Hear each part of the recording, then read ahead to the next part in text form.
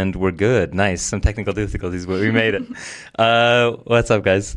We are sitting here with Emily, and we've got a bunch of fun things to chat about, from art to aesthetics, to emotions. And I think we're just gonna kick it straight off to Emily. Can you tell us what art is? Yeah, I think it's a pretty difficult question. I think, this is kind of one of the central questions in aesthetics and philosophy of art. And after, hundreds of years, there's still no consensus.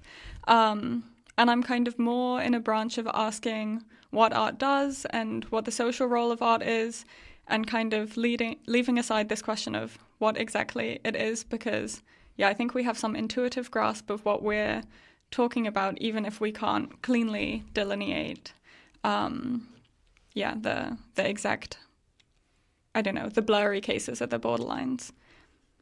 Yeah, and how do you deal with art? How does art come into your work? So one of the main questions that I've been looking at is, to do with how we interact with art, and what kind of a proper or fitting interaction with art is, and what a misuse of art might be. So there are some people who think that if we're really appreciating art for its own sake, we shouldn't be trying to gain anything from it, and we should kind of embrace how useless art is.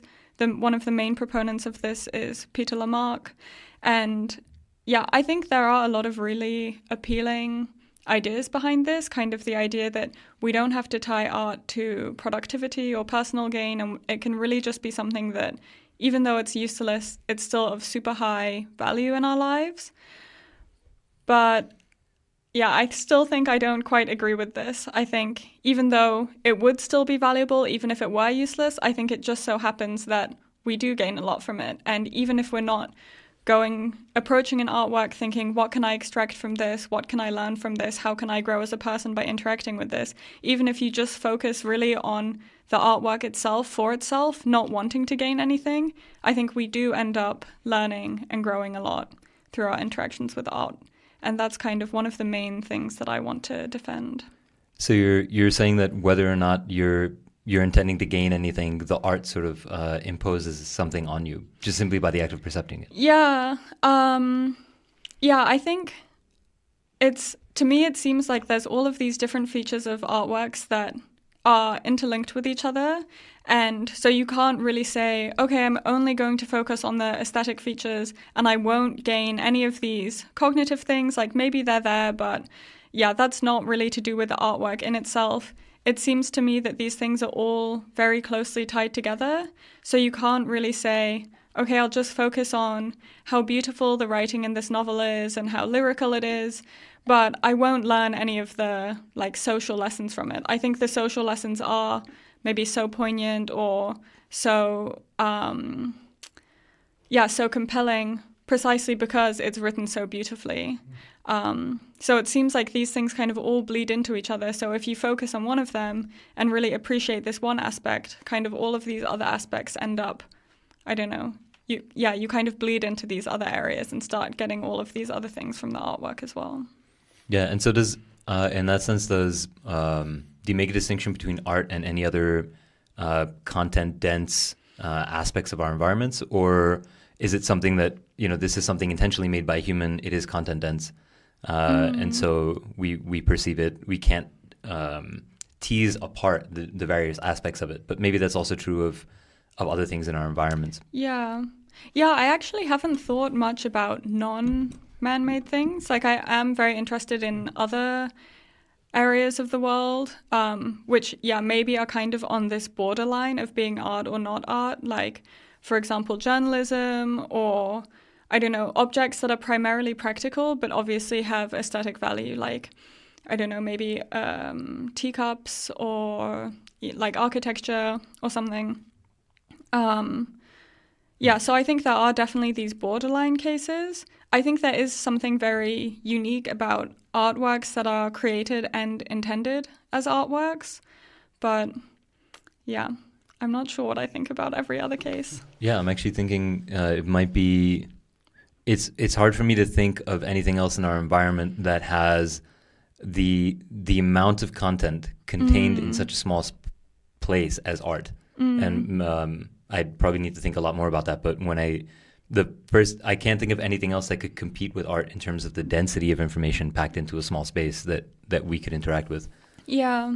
I've never really thought about it in terms of like information density. I think when I was approaching this project, I was thinking mostly in terms of like other things that we learn from. So I guess obvious other examples are like, I don't know, classrooms, teachers, textbooks, maps, like these things that are clearly trying to convey information and clearly trying to give you some new information. And I think what's interesting about art is that, I don't think that this usually is, and I definitely don't think that it has to be the primary goal. But I still think even though it might not be the goal of the creator or it might not be kind of the central part of the artwork, I think it's still very much intrinsic to the artwork, these things that you do kind of happen to learn from it. I still a little bit stuck on the beginning, actually. And trying to make sense of the distinctions that you're making, referring to maybe other researchers. The topic, words that you use as usefulness and value, and was just thinking, isn't there usefulness or value on providing positive affective state anyway? So I don't get I don't get that. I guess this is very kind of like making a lot of assumptions about the debate already. So there's these two kind of main views or not main views, but there's two views in aesthetics that I kind of try to defend, and they're moralism and cognitivism. So moralism is the view that artworks are a unique source of moral value, and there's something that you gain morally from an artwork that you couldn't gain in any other way. And cognitivism is the same, but about like epistemic benefit. Like we epistemically benefit from artworks, something that it would be impossible to get from anything else. And then there's this kind of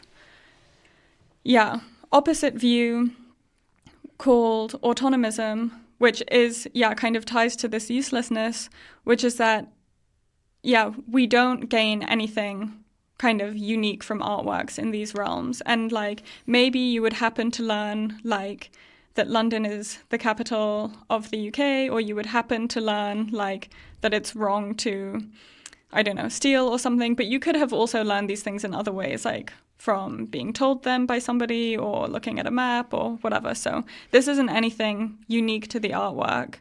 And actually it's kind of wrong to approach artworks with the idea of moral, trying to learn something moral. And I think this is kind of intuitive. Like we don't really like these very moralistic or very, kind of like if you're reading a novel or engaging with an artwork or something and you kind of get the feeling that it's really like pushily trying to teach you something, there's something kind of off-putting about that.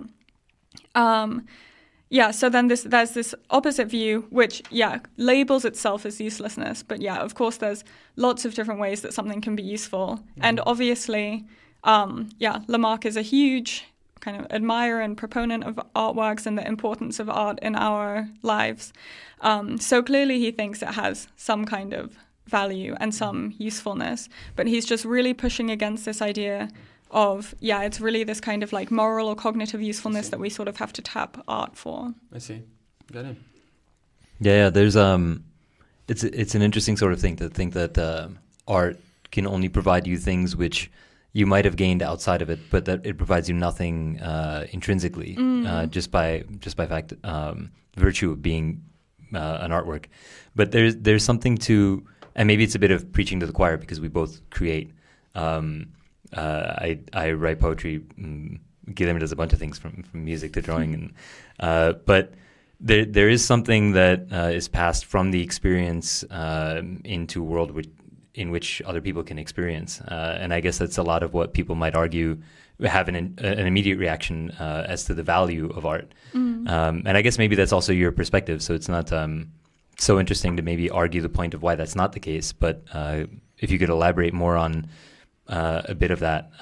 We'd spoken at some point about the case of Lolita, it would be cool to kind of run through that. Yeah, so this kind of ties to another thing that I'm interested in, which, I think I'm pushing back kind of against these broad assumptions that we have in our society that, science is kind of this core way that we learn about things, and rationality, and like through very objective, systematic, logical thinking. And I think I kind of am resistant to this along sort of two different planes, and one is like the artistic plane, and then the other is this kind of emotional plane.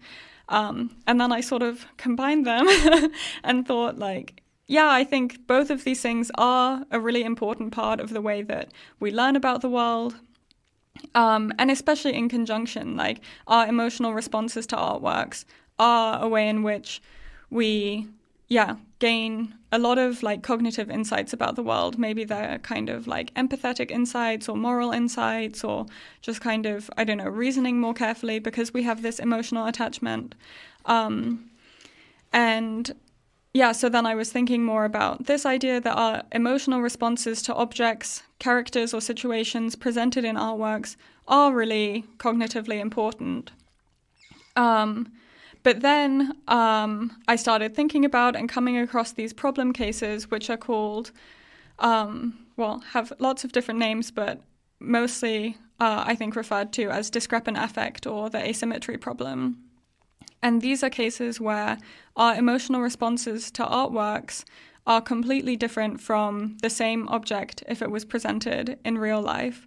So the Lolita case is one of the clearest cases of this, where you are encountering in an artwork a character, Humbert, who you really feel some sympathy towards, you feel some kind of, I don't know, understanding of his character and the way he became how he did, and how, his actions, of course, they're not excusable, but they're not something that you kind of view with this like super harshly negative emotional lens that I think you, of course, would and should if you came across a pedophile behaving in the exact same way in real life. And I think this is, a very interesting problem, that it seems very clear to me that we can learn from our emotional responses to artworks, but then with these asymmetry cases, it seems like, well, if we are learning, then it seems like we're learning really sort of the wrong thing, because we might be learning that we should be sympathetic to pedophiles, which obviously is not something that we should be learning. We should be learning to always protect the victim at all costs. So, that's the Lolita case, which illustrates, these kind of discrepant cases. Yeah, and there's an interesting thing there, because I guess it focuses on, it's important to delineate which aspect of the learning we're focusing on, or what it is that we're actually saying we're learning. Because when we look at something like sympathy for a pedophile, it could be sympathy for the individual separate from their pedophilia, or sympathy for an individual who's suffering from something which gives them joy and causes harm to people, which is a horrible thing to suffer from. But maybe not sympathy for his actions, but sympathy for his internal state.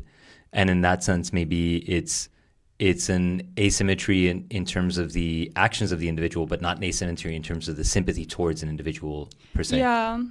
Yeah, I think I had kind of made a similar separation, but maybe along slightly different lines, where I really wanted to distinguish between the emotional response and then kind of the normative judgment that we make. Like, I think it's very clear that even whilst you're reading the novel, you really know that what he's doing is wrong. You never have this kind of discrepant sort of judgment. But you do also have this discrepant emotional response. But I'm not so sure about separating the action from the inner state, because, I'm not really sure what it means to judge just the action without any judgment of the agent tied to it. Like, to me, the agent and the action are not really cleanly separable. And when you're understanding someone's inner state and, understanding someone as a person, I think that does also shed something onto the actions that they take as well. Yeah, it's an interesting thing. I mean, when we look at how we've built a lot of our system of justice, what we end up doing is focusing on the outcome. and something like intentions is secondary.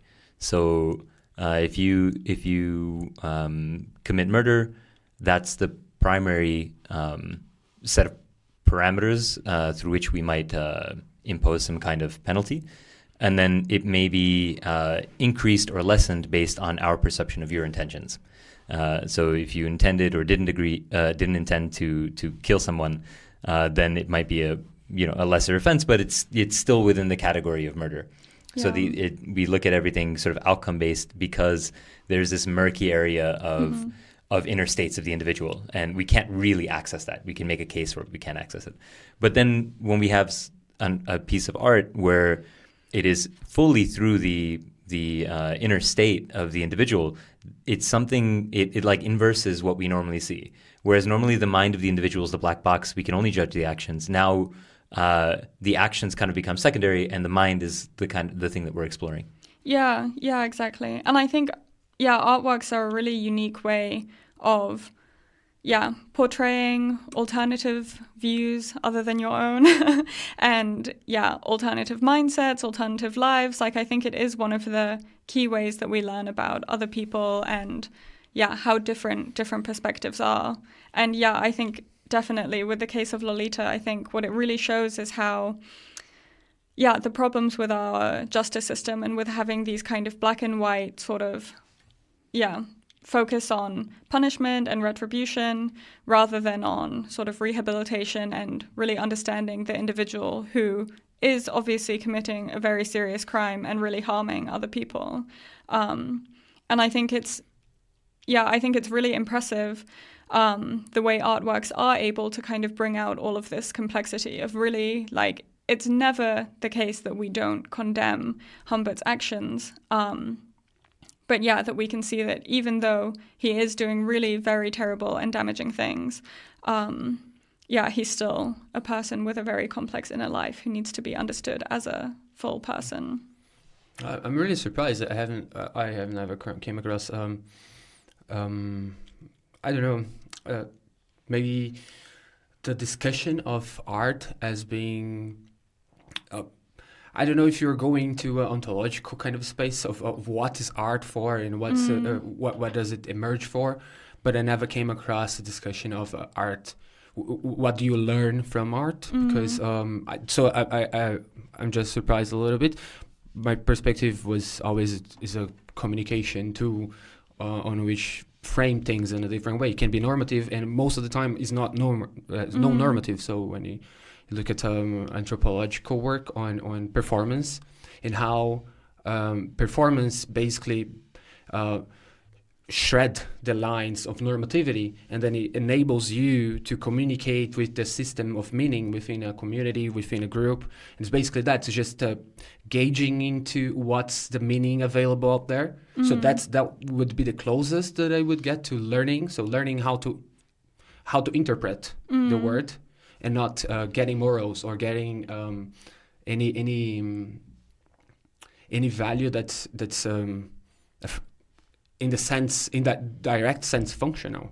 Yeah, I think it also depends a lot on the type of art, and obviously, there's so many different genres of art and so many different art forms. And I think what I say, or my focus is really on narrative art. So I focus a lot on like novels and films, and also a little bit on paintings. I've been looking more into like portraiture and like self-expression through art. But of course, there's so many different art forms like performative art or dance or music. Where I think it's obviously sort of less clear to say, well, what moral or cognitive lessons did you learn from this dance or from this, I don't know, piece of classical music or something? I think there are definitely some artworks where these questions kind of arise less naturally. And I definitely don't want to suggest that like we learn from all artworks, or that this is the only type of value that artworks have. I think, of course, there is some kind of intrinsic value of art that doesn't just depend on what we can learn from it or how we can grow from it. So that's something that I think I really agree with Lamarck on, but I think maybe the push to say, well, just because we don't always do this doesn't mean we never do this. And I think for some artworks, a lot of the value does come from these other sources of value. No, I see that. I can say if you go to storytelling, you're gonna get a lot of prescriptive values are being passed on, or what to do, what not to do on this environment, and for many others kind of arts as well. But I would go more into how meaning is constructed and disconstructed through different medias of representation of meaning. And I don't know if that's what if you would have any interest on that direction. I think the semantics of art and how it enable us to communicate meaning in general. Yeah, I think this is a very complicated question. Yeah. Oh, sorry.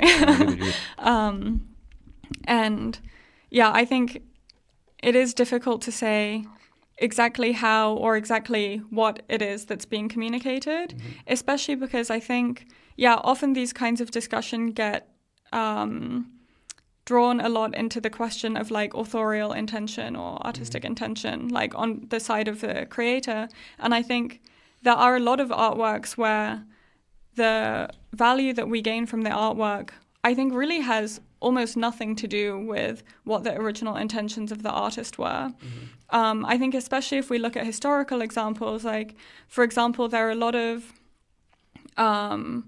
historical portraits where probably the intention of the artist was, well, first of all, to make a living, and then specifically with the artwork to present a certain figure as, I don't know, very powerful or very wealthy or maybe benevolent, or all of these things that the individual might be wanting to communicate. Especially the portraits historically are obviously of like very aristocratic figures who maybe want to be seen in a certain way, and a lot of this is portrayed through the artwork.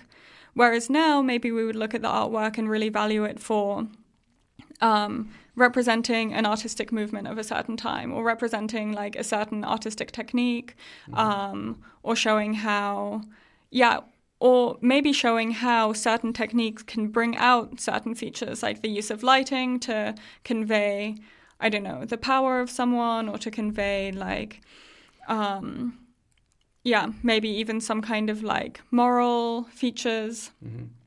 And we really wouldn't be focusing on that specific individual as a person, which is probably more what the artist... The intention of the creator doesn't matter here. That's what you mean. Well, I'm not sure if that's like, if that's what I want to say. I think these questions get very, very messy because there's so many different things feeding in. But I certainly don't think the intention of the creator is like the be-all and end-all of the meaning of the artwork. Somehow the artwork kind of takes on a life of its own.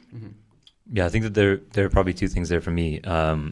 One is that when we create art, there are things that we put in there intentionally, and then things that sort of unintentionally soak in, that we put in there, and then maybe looking back on it, we're like, I didn't even realize that I had written this, well, in my case, or made this in this way, and it sort of resonates after the fact, whereas in the act of creation, it's not as clear that maybe that's what you're putting down on when you're creating. But then that's sort of the intentional, unintentional on the part of the creator. But then on the part of the person who's experiencing the art, you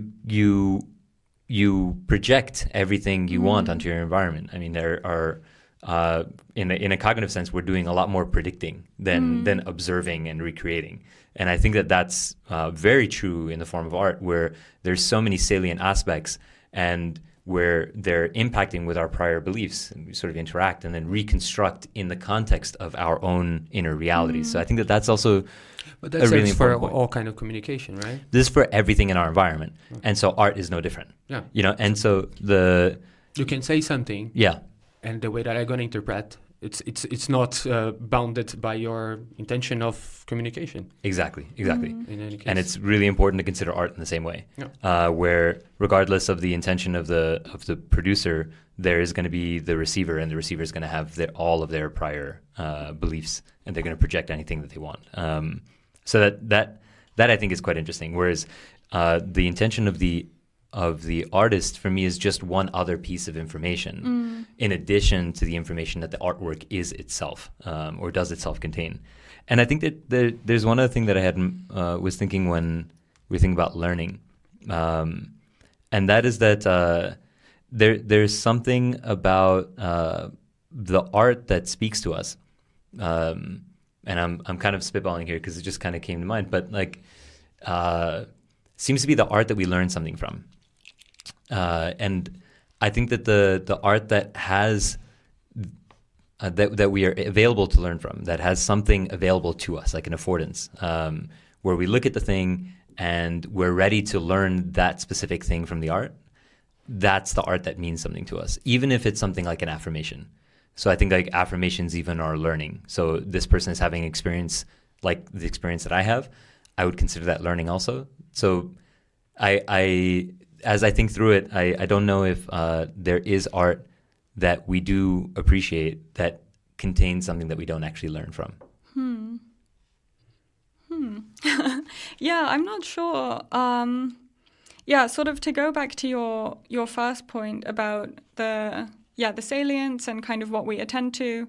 I think it is definitely true that different people gain very different things from an artwork depending, I don't know, on their focus, on their mood, on, the kinds of things they'd been thinking about and the connections that they draw and what they happen to attend to in the artwork and what they happen to miss.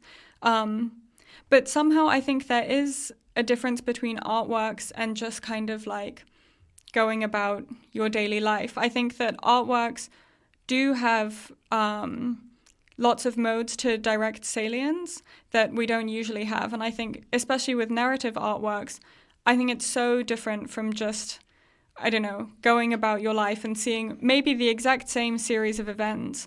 I think you wouldn't make at all the same connections or draw out the same things as if you, I don't know, read those events in a novel or saw them in a film. Because I think artworks have all of these sort of tools at their disposal, things like the use of overarching themes to draw connections between specific events or specific characters or situations. I think there's, or like using kind of aesthetic devices to make certain things particularly prominent. I think, for sure, our own cognition shapes what's going to be salient to us from the artwork. But I think the artwork is also doing a lot of sort of salience shaping in a way that's very different from just kind of interacting with everyday objects and situations. Do you think that's because of the state of mind we enter when we're about to consume a piece of art? I think it is definitely partially about that. I think there's something very unique that happens when we engage with artworks, which is maybe some kind of like special sort of open-mindedness where we are willing to take things as they're presented to us. I think often if we're having discussions with people or we're coming across new ideas in our everyday lives, we would be quite resistant to them, and the evidence would have to be very strong for us to change our perspective or change our mind about a certain issue. Whereas I think with artworks, you really approach it thinking, okay, I want to be let into this other world, and I want to kind of take it as it is. And, we obviously have, oh my God, what is it called when you, suspension of disbelief, where we kind of, allow ourselves to take up things that we would usually be very resistant to.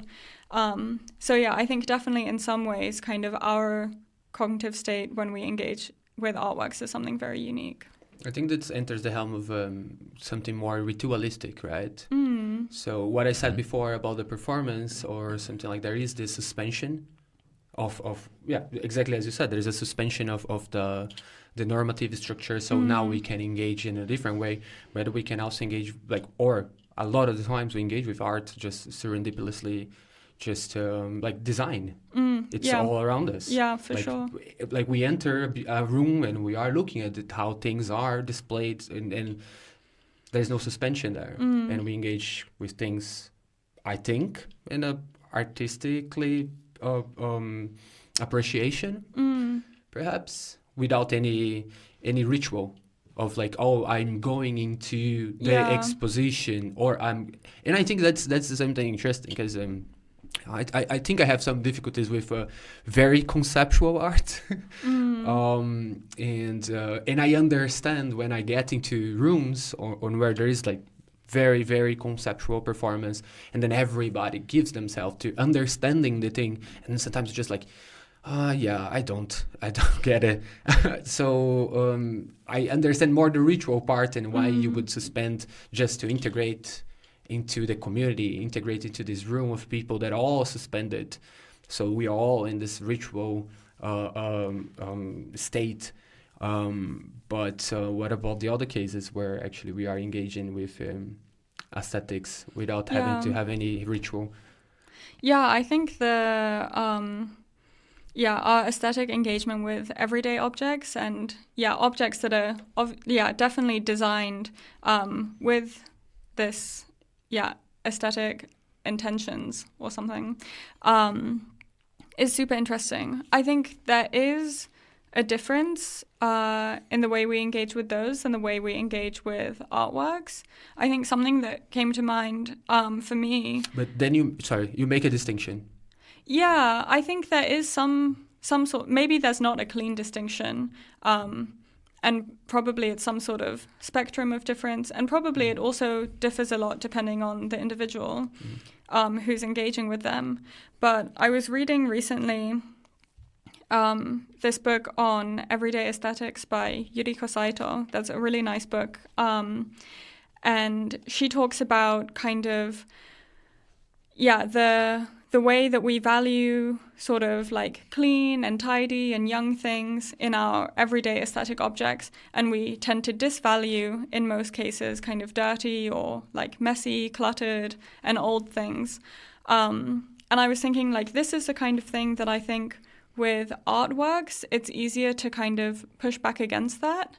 And I think if you think, for example, of like Rembrandt's art, and he was coming kind of towards the end of this period of really like idealizing the nude figure. And before that, we had always these like very chiseled male bodies represented in paintings and etchings and sculptures. And then with Rembrandt, we started having kind of these non-ideal bodies. But because there was, of course, a lot of backlash and people didn't like it at the beginning.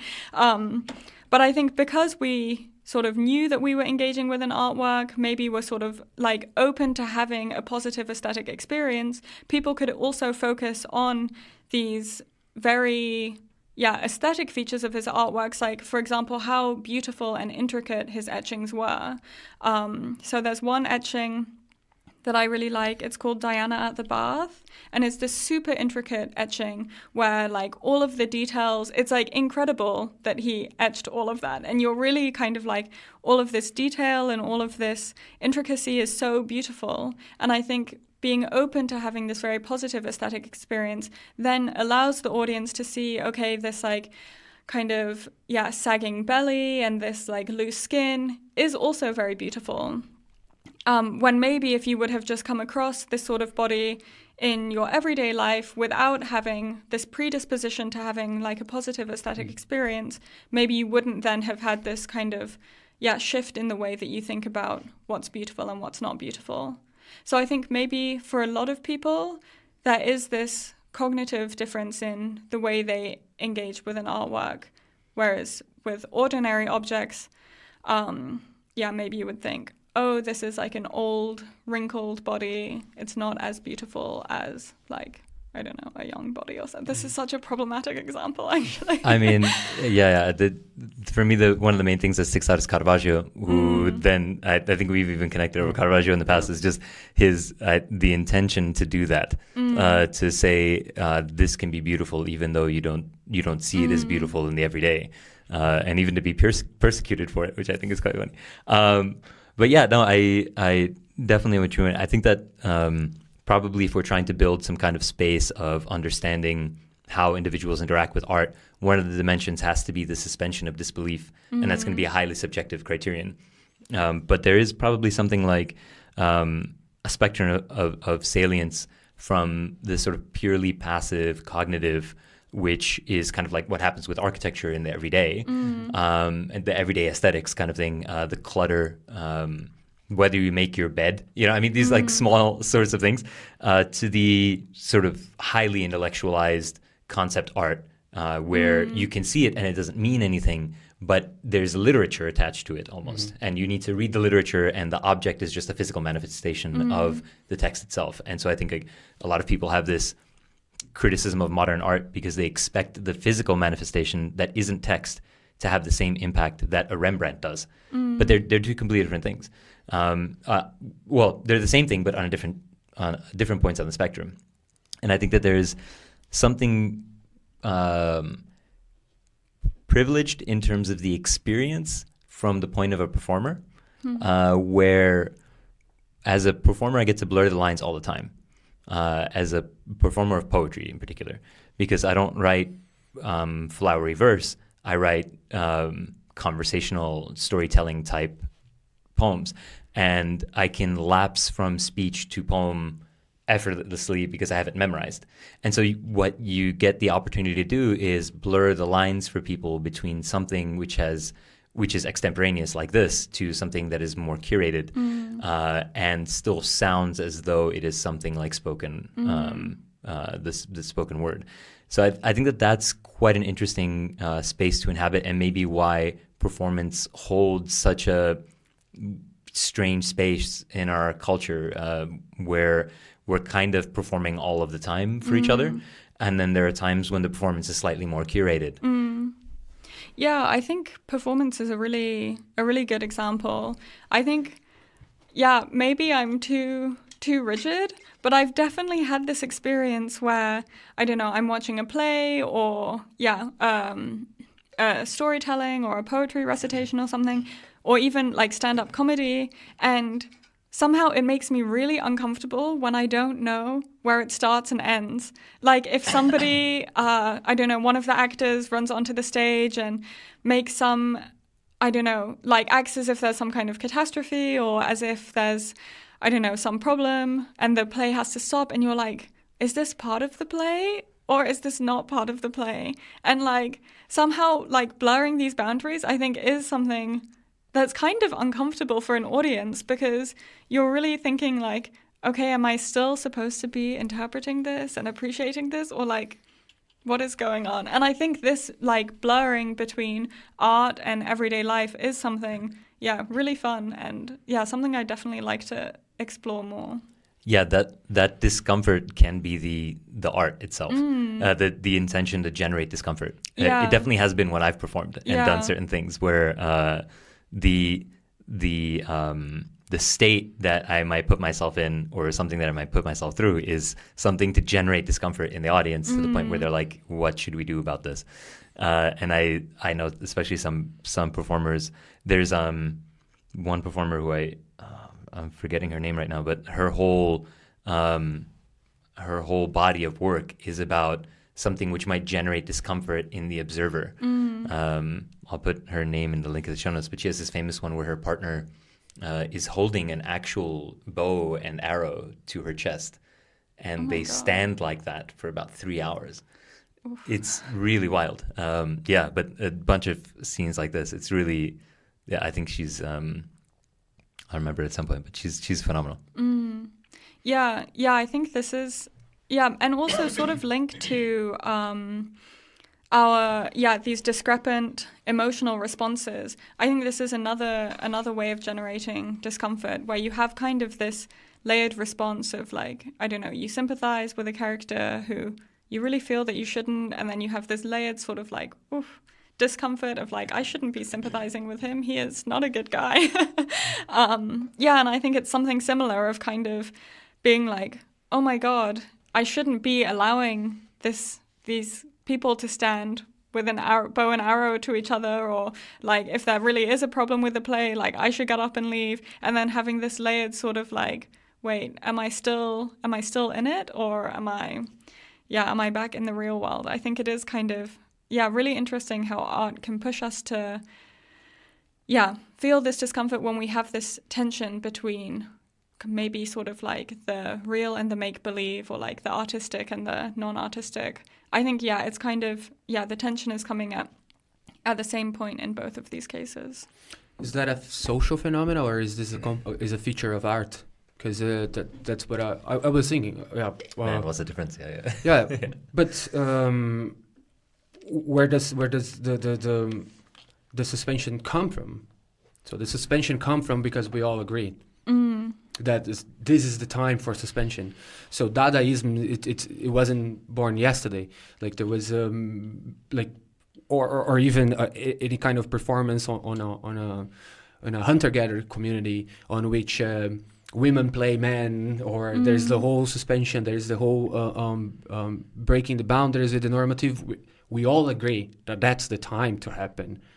So the art can have the features of suspension, of breaking the normative components, but it happens because we all agree, right? So if you live on the suspension alone, how would you call that? Like how would you if you are the only person breaking the normative aspects of what you're perceiving and interacting with in your environment, is that, what is this? Is this art? Like when you were talking about the difference between the everyday aesthetic experience, I am not sold on that, because on the idea specifically of what is new or what is pristine or whatever. It's just like architecture you mentioned, like most beautiful towns are those that are fucked up. You know, like I'd like to see buildings that are completely old and scrambled and kind of things like that, and just like aesthetic on many different ways in society, like or for example in a subculture group like a punk or a goth, where everybody else think that aesthetic it's awful, but within that environment we all agree that's beautiful. You know, and so I don't know, I still don't see I still don't see the. How is that not their everyday aesthetic?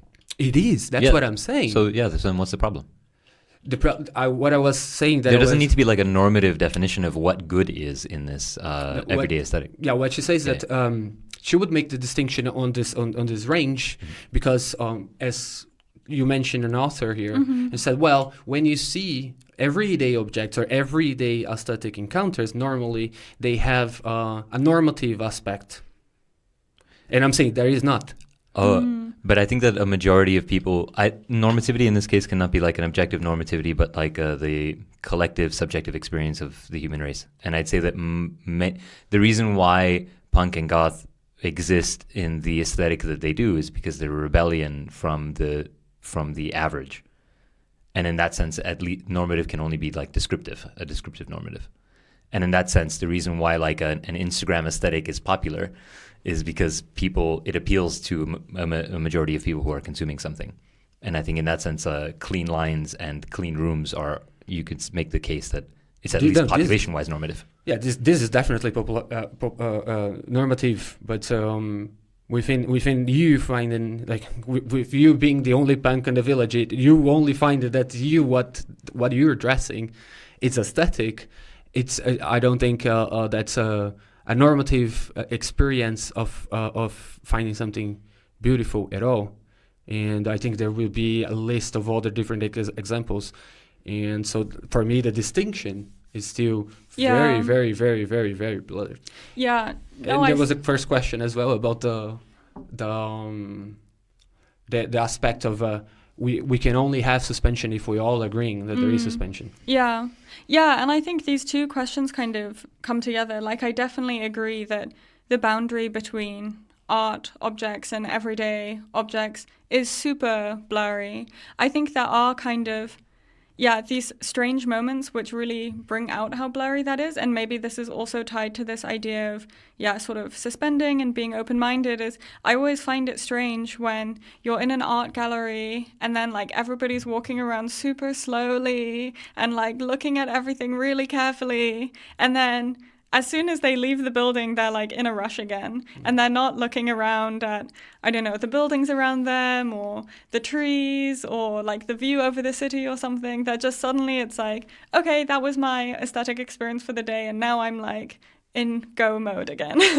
And yeah, I think these kinds of cases of watching people behave that way and feeling like, well, that's kind of strange. Just as you were experiencing wonderful aesthetic experiences in the building, you can also experience them outside the building. And it's kind of strange to see this harsh, switch in their behavior. But yeah, I think even though to me the boundary is definitely very blurry and definitely we can gain so much aesthetic value without interacting with like artworks and just through our everyday lives. I think there's one difference, which is this kind of open-mindedness, and another difference, which is like the practical pressures that we have in everyday life.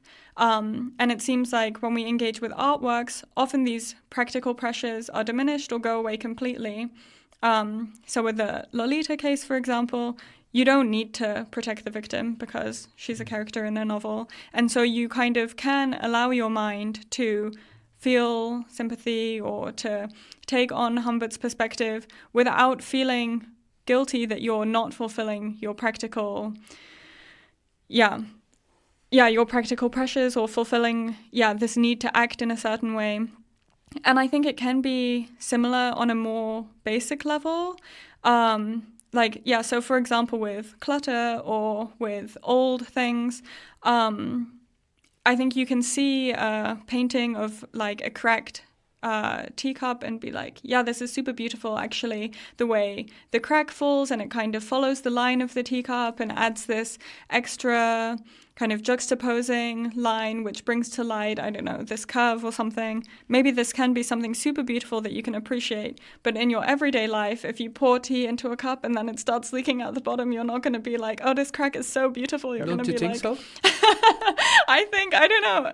If it happens to me, I would love to be the kind of person who could appreciate that. But if I'm being honest, I would be like, I wanted to drink this tea and now it's like all over the floor and I have to clean it up and I'm going to be late to work. There is something very negative about the mess that it becomes. But, I'm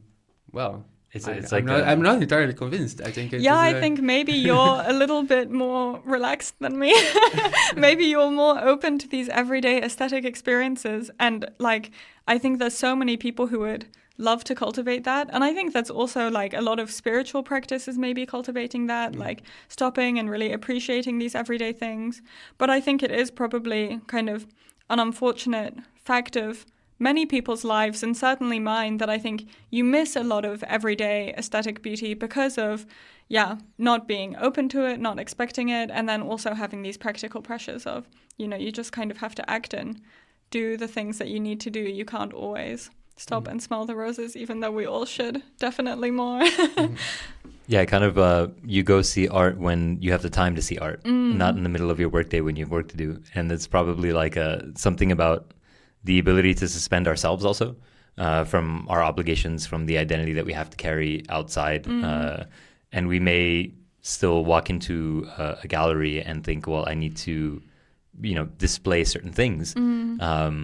But it's probably not all of the things that you need to display when you're walking on the street or at work or something like that. So I think there's probably something to the aspect of having the freedom and sort of the luxury to distance oneself from one's obligations to have something like recreation.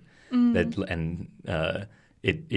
is the case that as people get one of like the measures of affluence is recreation time, is leisure time, and then the consumption of art would probably increases at the same rate. But yeah, it's interesting, like with the teacup example, where maybe there's an aesthetic value to tea as well, and then you might have like something like conflicting aesthetic desires. Like if you have a Rembrandt and then like a Michelangelo in front of the Rembrandt, and you're like, well, the Michelangelo is really nice, but also I want to move it so I could see the Rembrandt. It's something like the broken teacup and the tea. I was just imagining like a statue in the way of a painting, where you have this sort of like competing intention. But yeah, there's also, I guess, something about the anticipation of of an emotional impact of an artwork. And I think that that's also quite interesting. When we anticipate that we might be engaging with something that is has a high degree of affective salience, and the times in which we avoid that and the times in which we seek it. So there are some songs that I don't listen to, which I love, but put me in a particular emotional place, and I don't want to be in that place, so I'm not going to listen to that song. And then there are some that, I use it almost, I think a lot of us do, as a drug. I mean, it's like it has a cognitive impact. And so I go about my day and it can impact my cognitive state. And there's something about an anticipation there that I need to measure and deal with. Yeah, I think these cases are super interesting. I think as well as these cases of not engaging with artworks because you don't want a certain affective state, which maybe in some sense is easier to understand because, we do that all the time. Like in life, we tend to try to cultivate a life that's going to bring us joy and happiness, and we don't really want to have these experiences that make us very angry or sad or scared. Whereas, with artworks, people are constantly reading very tragic novels or watching very, sad films, or the case that I don't understand at all of horror films where people clearly seek out these certain emotional responses that are clearly not an emotional response that we seek out in our daily lives. You said you don't understand that. No, I don't. I'm really not a horror film person. I'm trying to...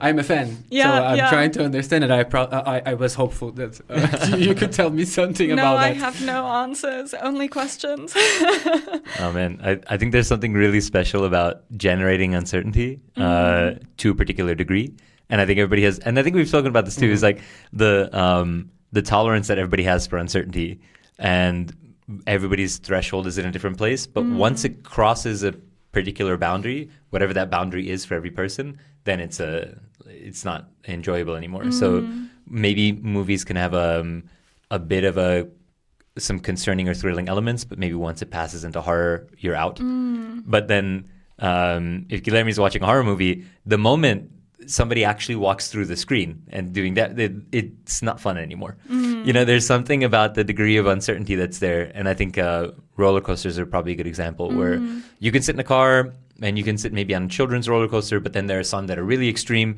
But the moment the person next to you's head gets cut off, it's not fun anymore. Yeah. The uncertainty has reached a degree that is intolerable. Even though before it felt like you were going to fly out of your seat and the bars were coming close and to your head and everything like that, it was fine.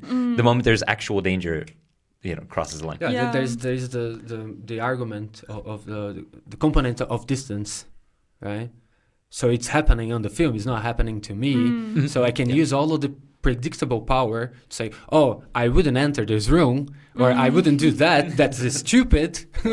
So you can use all your capacities to work that environment in a predictive way. Okay, that's not smart. Lasse, are you? But you're not watching horror to be scared. You're watching it to shit on people. No, you're using it as social learning. No, this is what not to do. No. Think about it. No. I'm not saying personally that's what I do, but maybe that's that there is an argument for that, right? Of the distance that you have from. I don't know if that's there is any relationship with art in general, but there is for this kind of a maybe negative valence kind of feeling that you are distant from the effects of the lack of predictability of the environment, so you can work them out maybe a little bit better.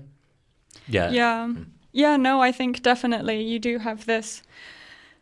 Maybe it comes back to this kind of knowing that you're in this impractical space where you don't have to act, and you know the whole time I'm engaging with an artwork, and so none of this is real. And maybe this comes back again to the distinction between artworks and everyday aesthetic objects, where in one case you really know okay, this is not part of my everyday, or this is not part of my real life, this is somehow something separate. So I can say, I don't know, when I'm watching Kill Bill, it's really somehow aesthetically appealing how dramatic the violence is, the exact way that this, I don't know, blood spurts or something somehow is aesthetically very exciting.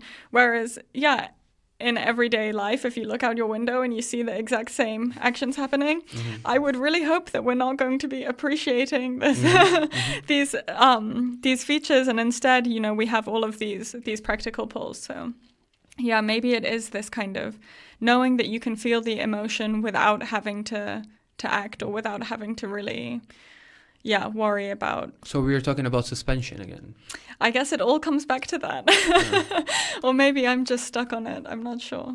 Yeah, I mean, as somebody who works with learning, for me, it's like about the amount of uncertainty generated. And if there's an amount of uncertainty that generated that we can learn from, then it's tolerable. But if there's an amount of uncertainty generated which all of a sudden generates uncertainty in more higher order beliefs, like my own physical safety or the physical safety of a loved one, then it stops being something like a learning experience that can be enjoyable. And I think this is really an important aspect. I can think of a painting recently that I spent a long time looking at, which was just a painting of the back of a woman looking at a set of hills. And it was like her mourning the loss of her husband is like in the text.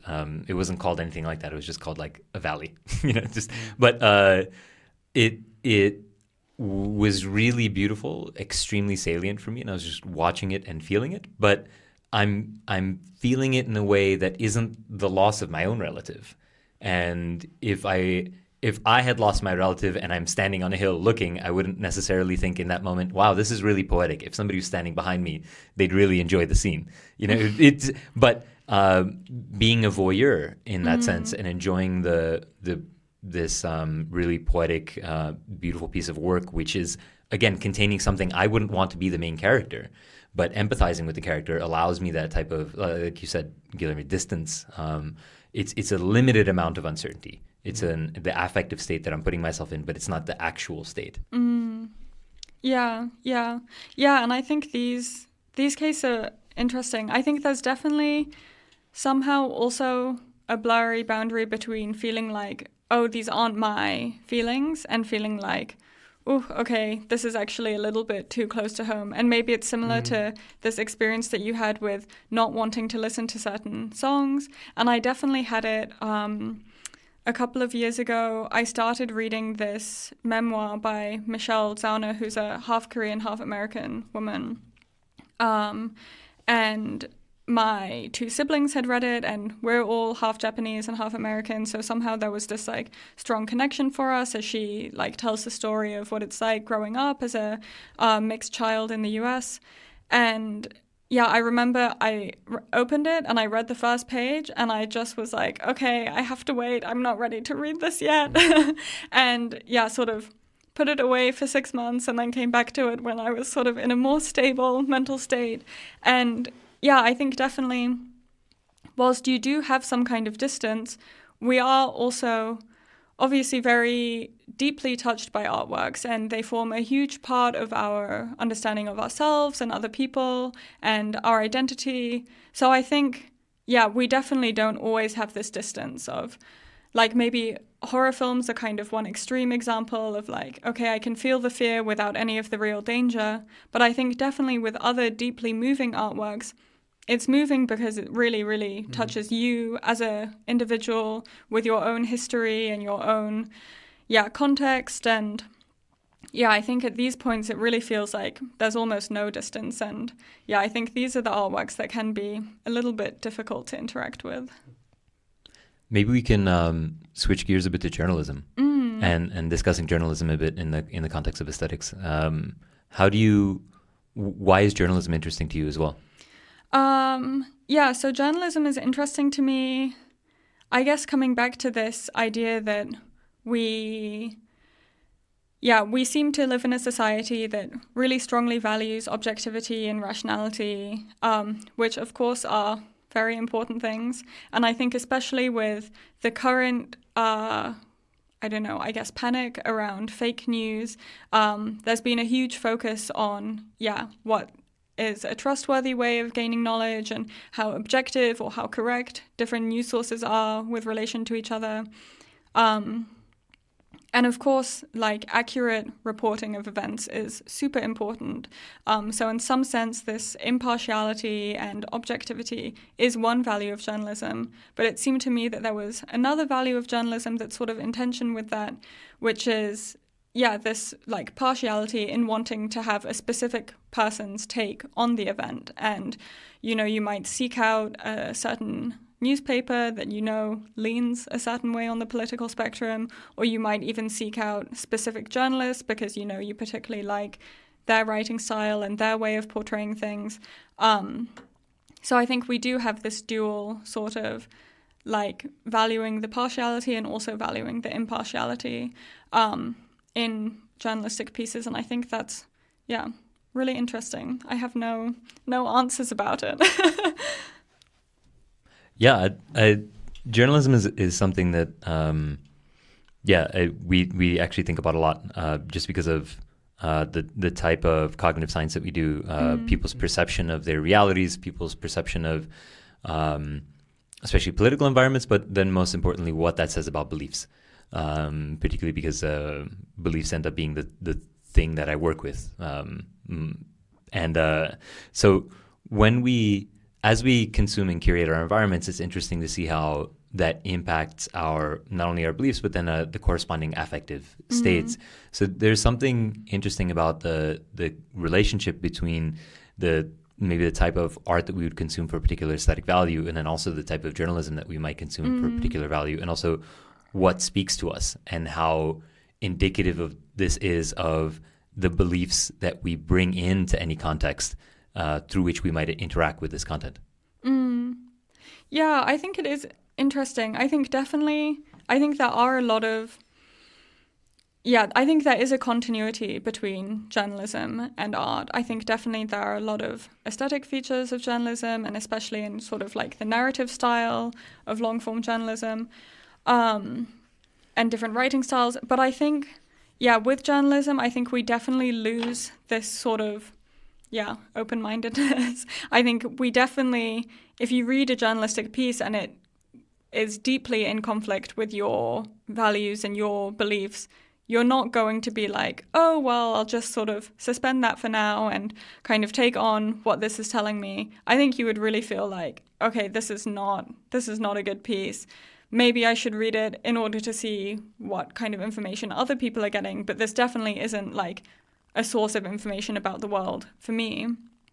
So I think that's kind of, something quite difficult with journalism, that I think we definitely do seek out, something that, corresponds more with sort of how we do see the world and also how we want to see the world, and maybe are less open to different experiences and different forces, which I think can also obviously be an important thing. I think I don't feel bad about the fact that I don't listen to Fox News or something. And I think, when we are having our minds so deeply shaped by something, I think we do have to be careful about what kind of information we're taking in, and kind of trying to shape ourselves to be the sorts of people that we want to be. Yeah, maybe in that point there is actually a through line with art, in that the information environment has become so polarized that journalism, a lot of the mainstream journalism, does appeal to highly, say, polarized beliefs that fall on extreme ends of any spectrum you'd be able to draw between them. And in as much as I might only consume art that is journalism that is radically divergent from my beliefs, only to learn what is going on that end, or I might choose to avoid it for the same reason. I might also be avoiding art that really speaks to a set of beliefs that I have that are very prioritized, in the same way that I might not look to consume art with a sympathizer of particular ideologies, or I might look to personally, I don't consume any art that glorifies violence or war. It's something that doesn't appeal to me and is very far from what I believe. So if there was a character, if there's a character which is doing it ironically, so I can consume it in that sense. But if the author is a some kind of pro-war activist, but they just happen to be creating art that they don't see as propaganda, just their art about the glories of war, I wouldn't necessarily be inclined to consume that either. Yeah, I think that there are some interesting differences. What comes to mind for me is things that maybe are not glorifying, because of course there is like political art and propaganda and all of these things that maybe you would feel resistant towards engaging with. But I think there are other forms of art which sort of push your beliefs or your values in a certain way without it. I think also another thing about this like very overtly political art or like or propaganda, it's just that it also often is not very good art because it sort of prioritizes these things over other artistic features. But what comes to mind for me is Primo Levi's memoir, If This Is a Man. I'm not sure if you've read it, but he was he was a prisoner in Auschwitz, and then he wrote this memoir about his time there. And he gives not a sympathetic portrayal, but a very human portrayal of the Nazi officers who he encountered there. And of course, he's not glorifying the Nazis. Like, he's very strongly condemning them as a victim. But he gives this, very complex characterization of them where he does have interactions with them where they do interact as two people who are empathetic and in certain ways are kind, and they have this sort of very human interaction which really makes you realize, and it's sort of like a case of the emotional asymmetry cases that we were talking about before, of you would never have that kind of response if you, I don't know, were interacting with a neo-Nazi now, or if you had some other were reading about a Nazi in a textbook or something. But because of the artistic features of the novel, I think you do have this emotional response that's very different from your sort of like real life response. But I think this example is particularly interesting because it is part of your real life. It's not an artwork where you can say, okay, this is a fiction, none of these people are real. You know that this is part of the real world that you live in. This is a memoir. He's recounting true events and true people who really did exist. So you don't have this sort of belief imagination dichotomy of saying, okay, this is the real world and this is the simulated world. It's like, okay, this is an artistic representation of the real world, and these are, I do truly believe that this happened and these events occurred in just this way and these people were behaving in just this way.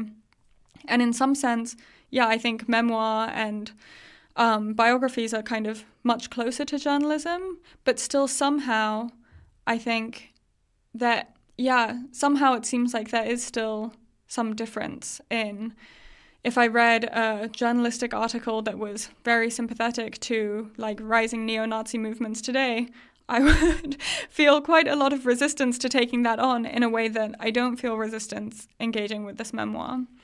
So somehow it's not like a fiction, non-fiction difference, or it seems like it's really about the artistic features that are being used. That's interesting. I think, many thoughts here.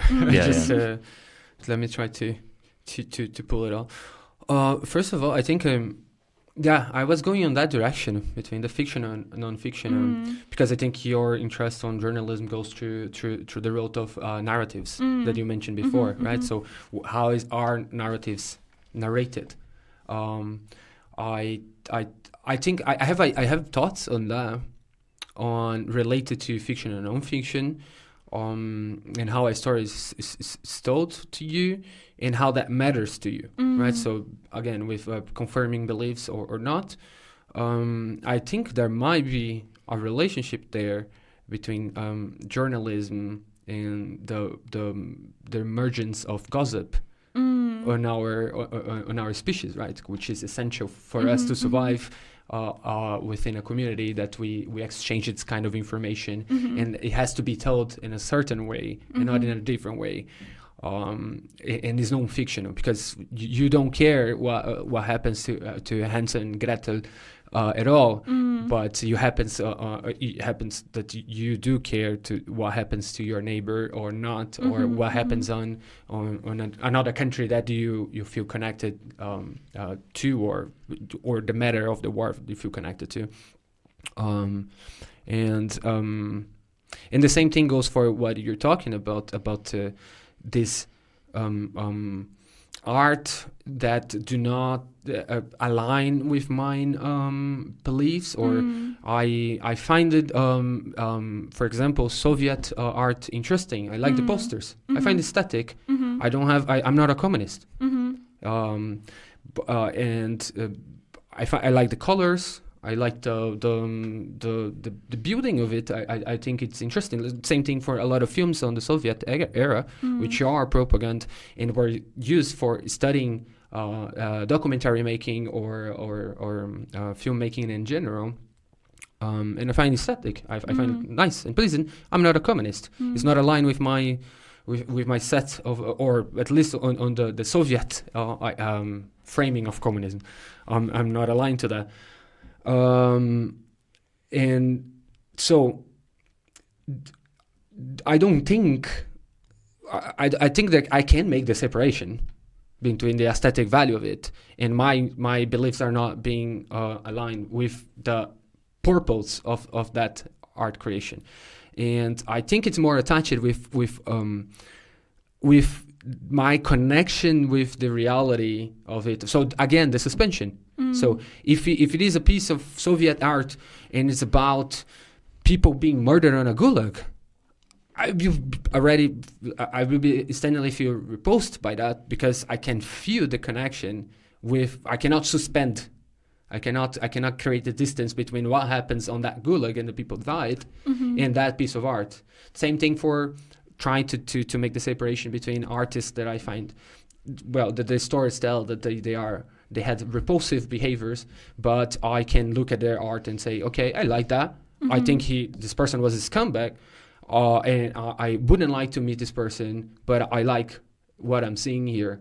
And again, I think this suspension, this connection with reality, and then we can come back to journalism, right, where the suspension cannot be made. Yeah, I think maybe this question also relates to, a little bit of what I talked about at the beginning of kind of what is really intrinsic to an artwork and what isn't. And maybe with some of these communist posters, they can be appreciated from this purely like aesthetic lens and just enjoying, how like strong the colors are and how harsh the lines are or something, and that we really can kind of separate these things.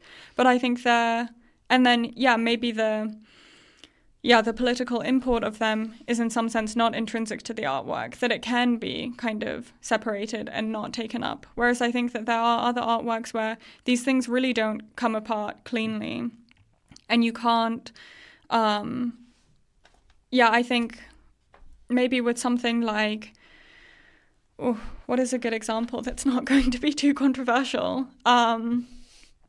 Maybe I shouldn't give an example, but maybe there are some artworks where it's really like what makes it, I don't know, if you think of like a comedy film, what makes it funny is the use of sexist jokes. And so you can't really laugh at it without in some implicit sense sort of endorsing that. And so these things kind of like bleed into each other. And maybe it's the same with something like Madame Bovary by Flaubert. Maybe it's like, okay, the reason why we feel so sympathetic to Emma is because she is depicted like really as this holistic person, like a woman who is having these oppressive experiences, and then she responds in a certain way. And so we don't kind of judge her as being, I don't know, flighty or being like overly dramatic or something. So somehow you can't really have this moral dimension without also having sort of this like feminist social dimension or something. So I think with some artworks, these things really are all meshed together in a way that you can't say, okay, I'll take this part, but I'll leave this part. Isn't that the case for journalism?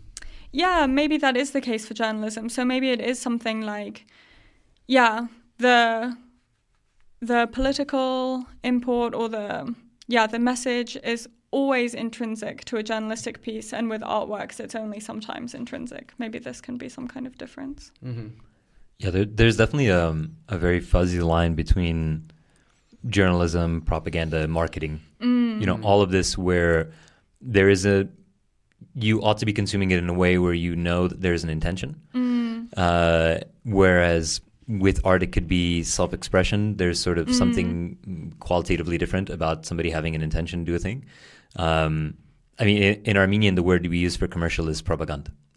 So we don't even have a separate term for. In Portuguese as well. Yeah, there you go. I figured it's because that root is not an Armenian word. So, but so cultures look at something like a commercial and just say, well, this is aesthetically similar or cognitively similar to the impact it will have on me as propaganda. You mean the advertisement? Advertisement. Yeah, exactly. Call it propaganda. Exactly, you call it propaganda.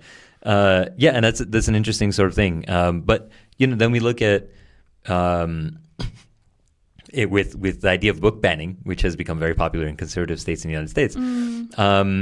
They take books which are ostensibly pieces of art, literature, which, I mean, impossible to know, but most of them had no intention of building any type of propaganda. And they're seen as left-wing propaganda. They're labeled that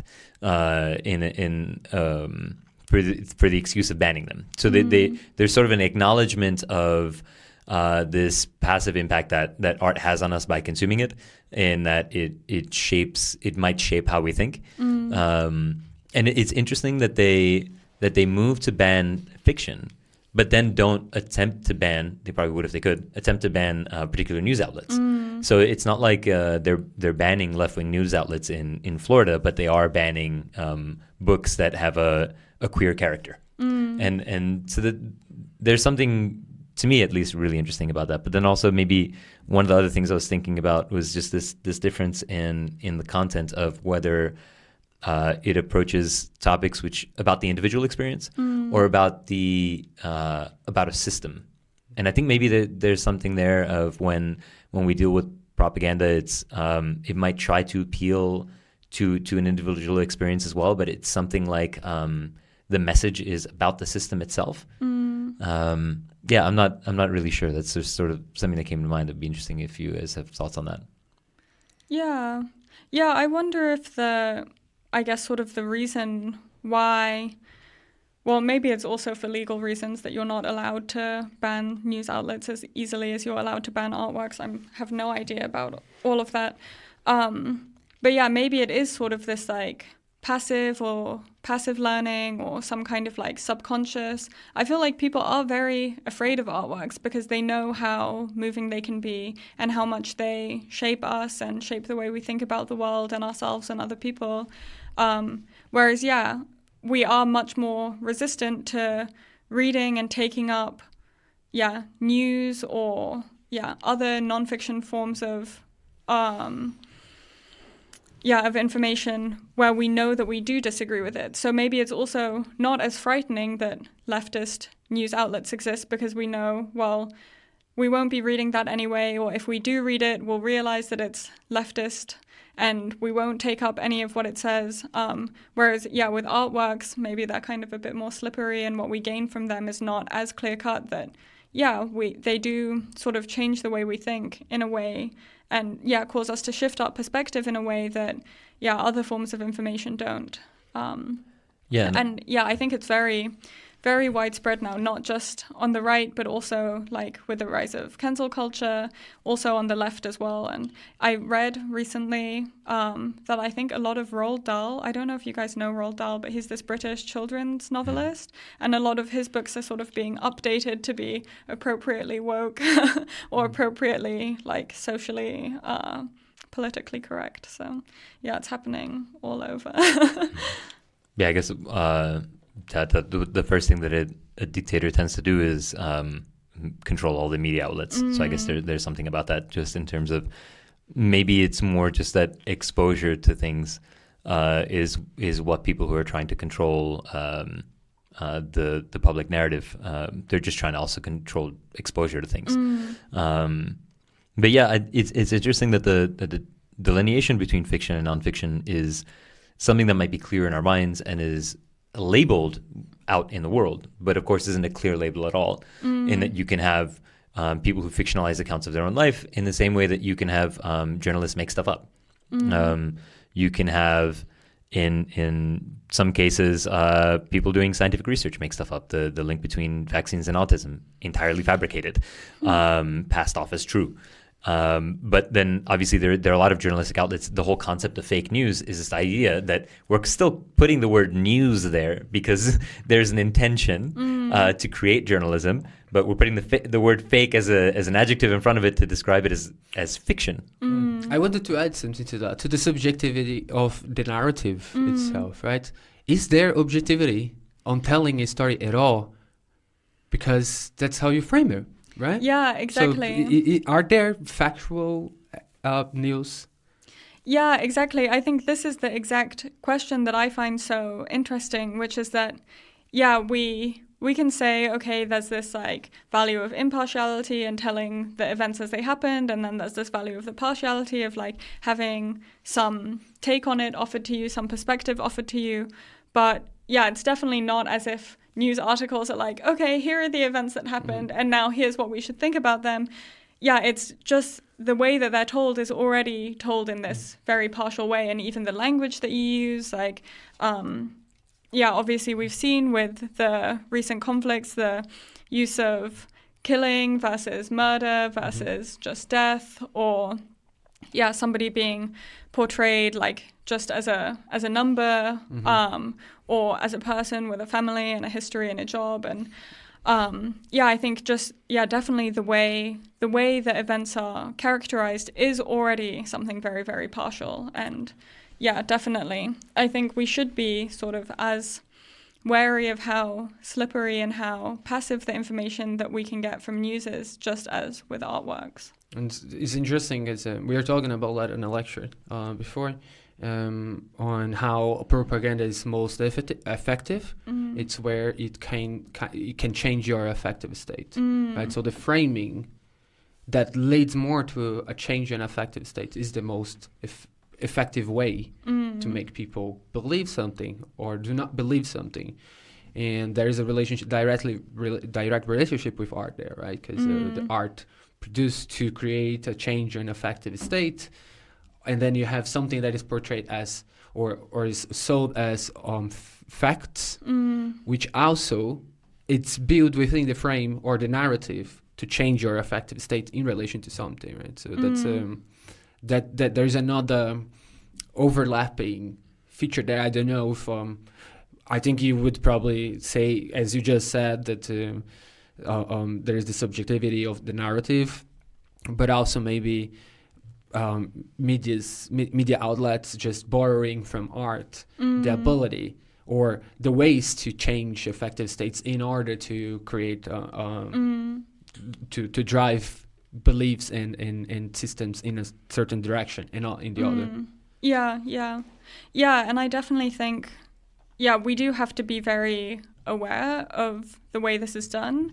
But I think also, even though there is clearly this way in which all reporting and all journalism is partial, there is still a huge difference between a partial telling of the events and just a mistelling of the events. Like, there's a difference between saying, I don't know, if one article says like 300 dead on Tuesday or whatever, and then another says like 300 school children murdered by so-and-so, and like they're kind of reporting in some sense the same thing, but in one of them it's not even mentioned that they're people, it's just 300. In another sense, we're given some information about who they are and that it's like not just a death but a murder. But then these two things, of course, that's super interesting and super important and relevant difference, but that's completely different from another news outlet saying 10 people died or something.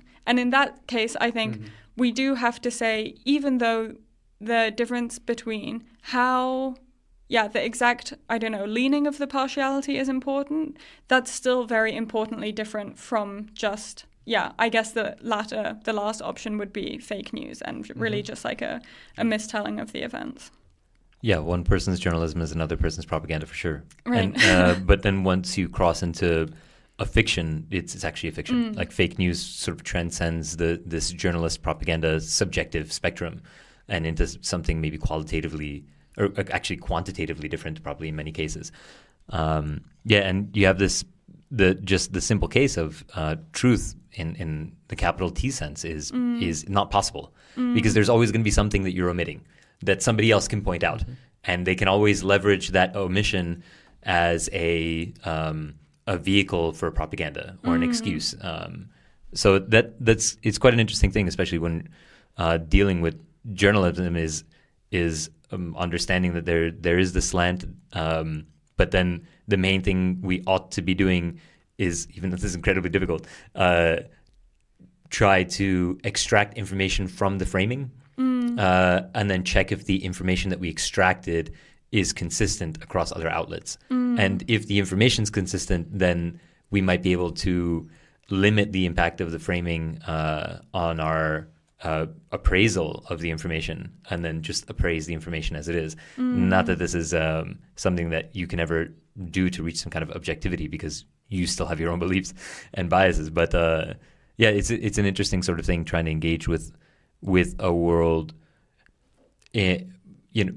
being told when you're a kid and adolescent that there is something like an objective reality, that there is something like the truth that we can aspire to, when really we're just a bunch of individuals all sort of projecting our experiences onto the world, and as we generate content, there's going to be a piece of us attached to the content no matter what we do. Yeah. Can I start the conversation a little bit? Yeah, for sure. If you don't. Was curious to know, just I am also interested in cultural revolution, so there's different scopes, but just thinking, do you think they are there and related to narratives and also journalism, but more to narratives? Do you think they are there grand tropes of narratives that somehow also enter narratives and reportees or journalism in general? Like, do you know what I mean? Like grand tropes, basically. Just like Joseph Campbell type. Yes, exactly. Okay. Joseph Campbell type of story and narrative. Maybe even on the news, have to have a victim and a hero. It has to have a kind of duality. It has to have a kind of. Do you think those things are? Do you see those things there? Yeah, maybe a little bit. And I think maybe this is something that we're getting more of now as people kind of choose their news outlets more on like an article by article basis. Like, I think with more people reading news online, there is this pressure for articles to be like with a clickbaity title and then to keep you reading, like to keep you engaged. So maybe we're seeing more of these tropes kind of emerging now when the point of the article is not just to inform you or to, push your assumptions or something, but also to capture your attention and keep your attention for as long as possible. Whereas, I think in the past, when people were reading more long-form journalism and maybe you had a newspaper subscription and you read the articles in the newspaper that come every week or every day because, you don't have anything else to read, I think maybe there would have been less of that then. But I'm not sure. I think it would be an interesting question to look into. And it's interesting that you mentioned also the new environment in which stories are produced or media it operates now. And what you mentioned is super interesting, because now there is a competition for attention, which needs to resource to different tools also, right? So narrative tools, and that's quite interesting.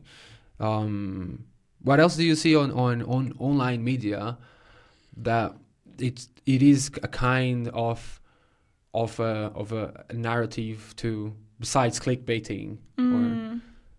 Yeah, I definitely don't want to just completely I don't know, vilify the shift to online. Like, I think, of course, in a lot of ways, it's really good that people have a multitude of sources of information that you can, I don't know, if you're very diligent, you can compare articles with each other or sort of like fact check. But yeah, I think definitely, yeah, if journalists are writing with the knowledge of, well, I need people to read this, whether or not, yeah. And whereas perhaps before it would have been more, I need to portray this story and people will read it sort of whether or not they want to or whether or not, I don't know, it's the first thing that they want to read. I think, yeah, we do have a very different motivation now in the kinds of articles that are being written, that are being published, where they're being published, and maybe also kind of, yeah, where they're being popularized, like maybe even like where on the screen it comes up or after which article it's recommended, like all of these sorts of things of like shaping our attention just to keep us on the screen rather than to inform us or to educate us. Yeah, right on. Is there, kind of on a closing note, what I find practical philosophy to be so useful in our dissecting our everyday lives, looking at how we approach things, and even how we approach ourselves, how we approach our own cognition. What do you feel you've gained from looking at using the aesthetic lens to look at the world? Oh, big question.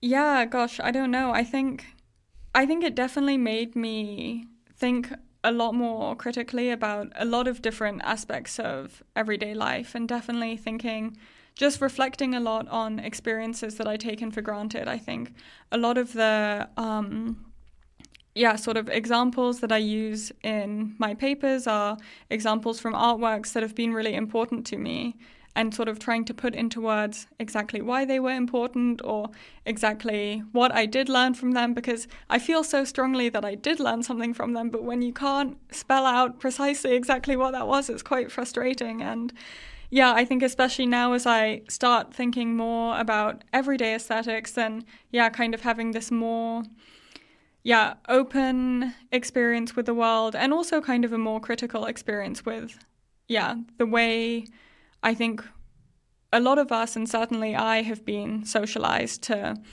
act in this very practical way. I think it has changed a lot the way I interact just with objects and people in my everyday life. Hopefully for the better. Feels that way. Right on. I think we could probably end it there. Yeah, cool. Nice. Cool. Thank you so very much. Thank you so much.